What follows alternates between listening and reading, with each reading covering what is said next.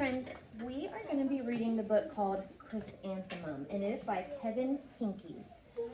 While I'm reading this book, I want you to be thinking about our story elements, okay? So our character, the character traits, the problem, the solution, and the setting in the book, okay?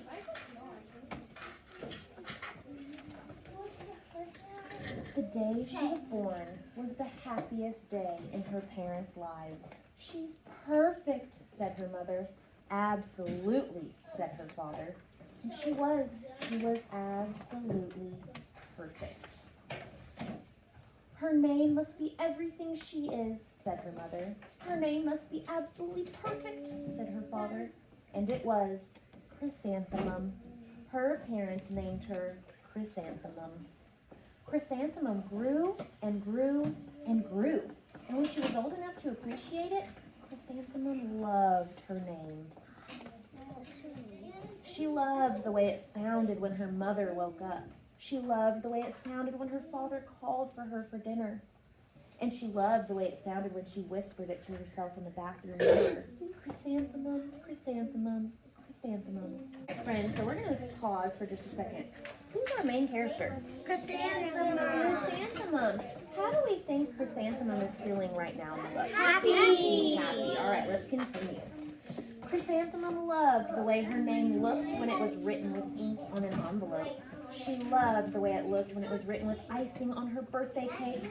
And she loved the way it looked when she wrote it herself with her fat orange crayon. Chrysanthemum, chrysanthemum, chrysanthemum. Chrysanthemum thought her name was absolutely perfect. And then she started school. On the first day, Chrysanthemum wore her sunniest dress and her brightest smile. She ran all the way. Hooray, said Chrysanthemum. School! But when Mrs. Chud took roll call, everyone giggled upon hearing Chrysanthemum's name. Let's read the name. It's so long, said Joe. It scarcely fits on your name tag, said Rita, pointing. I'm named after my grandmother, said Victoria. You're named after a flower. Chrysanthemum wilted. She did not think her name was absolutely perfect. She thought it was absolutely dreadful. The rest of the day was not much better. During nap time, Victoria raised her hand and informed Mrs. Chud that Chrysanthemum's name was spelled with 13 letters. That's exactly half as many letters as there are in the entire alphabet, Victoria explained. Thank you for sharing that with us, Victoria, said Mrs. Chud. Now, put your head down. If I had a name like yours, I'd change it, Victoria said as the students lined up to go home. I wish I could, thought Chrysanthemum miserably. How do you think Chrysanthemum is feeling now? Sad. Yep, Kentley, why do you think she's feeling upset now? Because everybody's making fun of her name, and that little girl, I don't know what Victoria. her name is. Victoria is making fun of her because her name isn't with as long as the alphabet. Yep. How did Chrysanthemum feel at the beginning of the story? Happy. She loved her name, and now when she went to school, how's she feeling? Sad. Also, Victoria? Yeah, Victoria is mostly thinking about her name, but the other children are barely. Yes. Okay, so let's continue the book. Welcome home, said her mother. Welcome home, said her father. School is no place for me, said Chrysanthemum. My name is too long. It scarcely fits on my name tag, and I'm named after a flower. Oh, pish, said her mother. Your name is beautiful. And precious and priceless and fascinating and winsome, said her father. It's everything you are, said her mother. Absolutely perfect, said her father. Chrysanthemum felt much better after her favorite dinner, macaroni and cheese and ketchup, and an evening filled with hugs and kisses and parcheesi. That night, Chrysanthemum dreamed that her name was Jane. It was an extremely pleasant dream. The next morning, Chrysanthemum wore her most comfortable jumper. She walked to school as slowly as she could. She dragged her feet in the dirt. Chrysanthemum, chrysanthemum, chrysanthemum, she wrote. She even looks like a flower, said Victoria as Chrysanthemum entered the playground. Let's pick her, said Rita, pointing. Let's smell her, said Joe. Chrysanthemum wilted. She did not think her name was absolutely perfect. She thought it was absolutely dreadful. It's not though. So how is Chrysanthemum still feeling now? Upset. Yeah, her parents made her feel better, but then when she went to school, they were still making fun of her name. So where is the setting in this book? Where is it mostly at? It's at school, yep. So what do we think so far? What's the problem in the story? They're making fun of her. They're making fun of her Her name, yep. So hopefully, we've got a problem, hopefully we've got a solution, right? Yeah. The rest of the day was not much better. During that time, Victoria raised her hand and said, "A chrysanthemum is a flower. It lives in a garden with worms and other dirty things." "Thank you for sharing that with us, Victoria," said Mrs. Chud. "Now put your head down." "I just cannot believe your name," Victoria said as the students lined up to go home.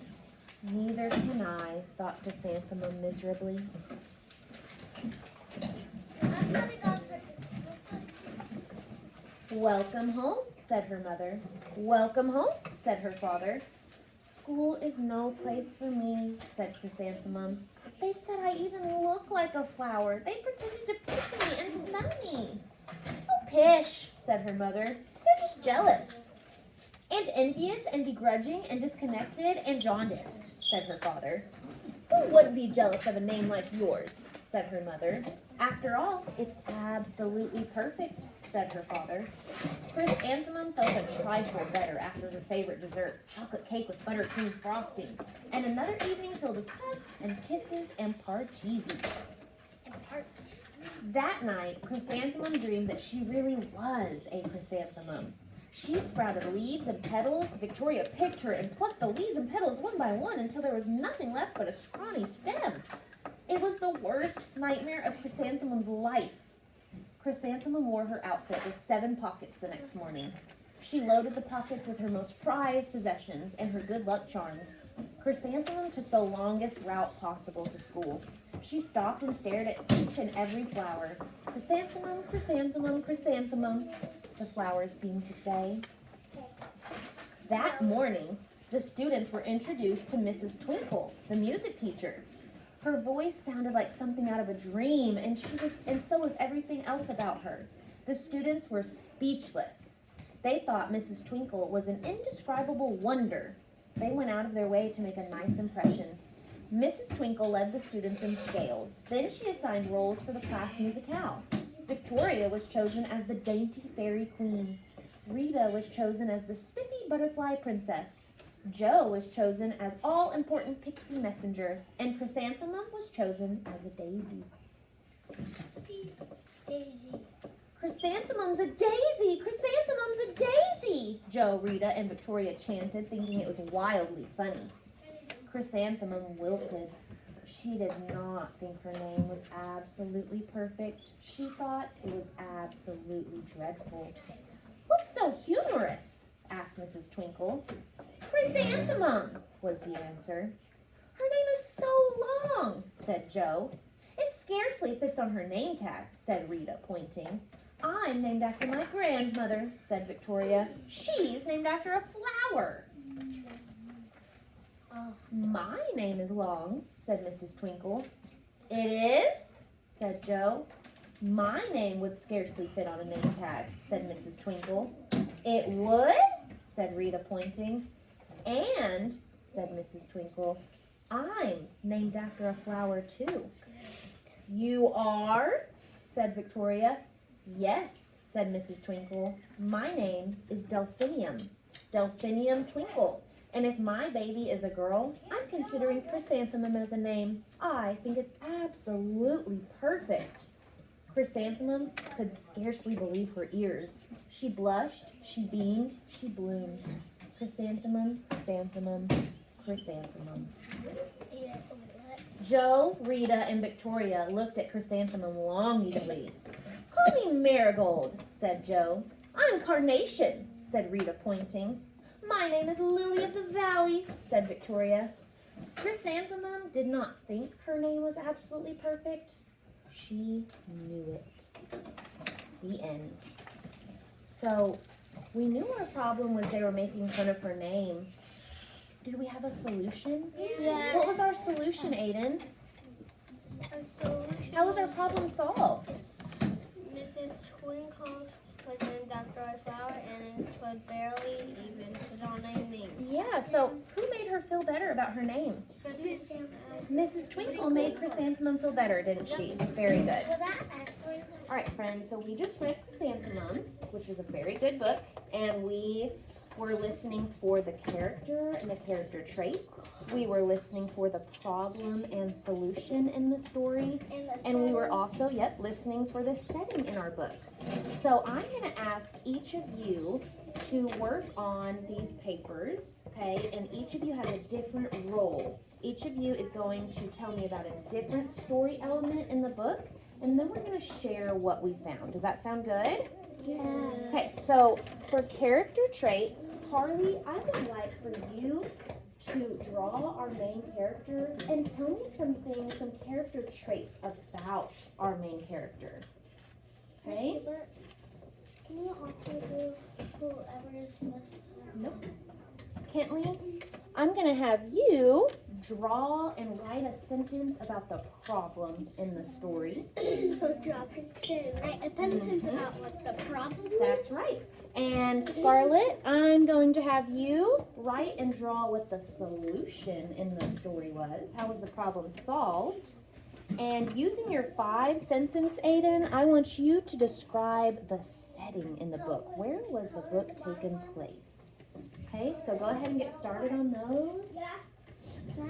So Harley, you're drawing the character and the character traits. So who is our main character?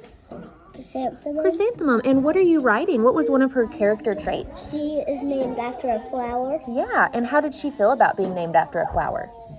Happy. Yeah, she was happy. All right, Kentley, I see you're drawing Chrysanthemum, but she is mad. Can you tell me why? Because all her friends are making fun of her about her name. That's right, and you are drawing and writing the problem in the story, so that is awesome. Good job, Kentley. Scarlett, so can you tell me about what you're drawing for the solution of the book?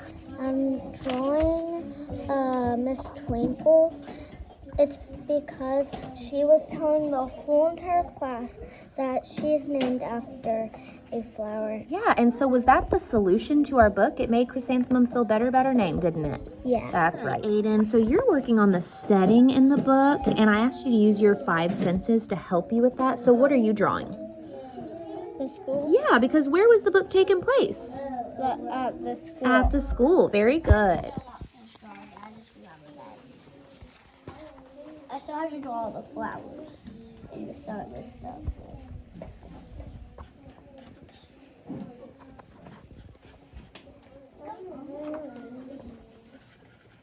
All right, friends. So now that we're done independently working on our different story element papers, Harley, you wrote about the character and character traits. Can you tell us about what you drew and wrote? So I drew Chrysanthemum and her around flowers. Mm-hmm. And tell us about Chrysanthemum. What were her character traits? She was named after a flower. Mm-hmm. And how did she feel about being named after a flower? Happy at first, and then at the end, she was sad. She was sad, but then at the very end, was she happy again? Yeah. Yeah, she was. So those are great character traits. Good job, Harley. Kentley, you wrote about the problem in the story. Can you tell us about that? Chrysanthemum was mad, sad, and mad. Well, at the start, she was happy because her name when she was at her family. Yep, so tell us about the problem. Why was she sad? Her friends were making fun of her. Yep. Their friends were not being kind to like, you're named after a flower. Yeah, and that's a pretty big problem. So, Scarlett, tell us about the solution. You wrote about the solution in the book. Miss Twinkle told Chrysanthemum that her name was a flower, and that made her feel better. Yeah, so the solution was Mrs. Twinkle said, hey, I'm named after a flower too, and that made her feel better. So that was the solution to the problem. Great job. And Aiden, you wrote and drew about the setting. Can you tell us about the setting in the book? The setting was at school. I would see children. I would hear singing. Yeah, you would see children and you would hear singing. Aiden used his senses to tell us more details about the setting. Great job, friends. I'm very, very proud of you.